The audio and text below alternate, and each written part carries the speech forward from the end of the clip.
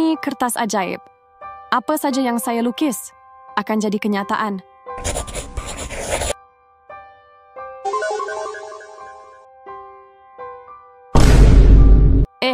Kertas puan tercicir. Kertas ajaib? Wah, Yen dapat baju cantik. Kalau Yen lukis duit, Yen boleh jadi kaya.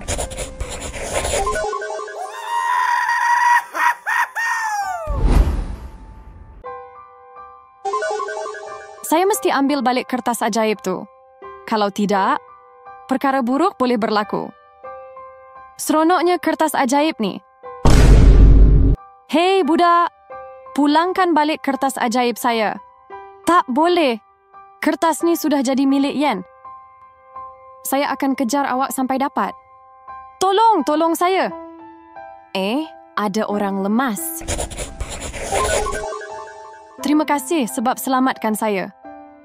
Dengan kertas ajaib ni, Yen boleh tolong ramai orang.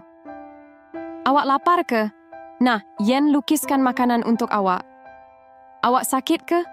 Nah, Yen bagi ubat untuk awak. Oh, rupanya Yen guna kertas ajaib untuk tolong orang. Kalau macam tu, saya hadiahkan kertas ajaib ini kepada Yen. Korang pun setuju kan? Saya bagi kertas ni untuk Yen.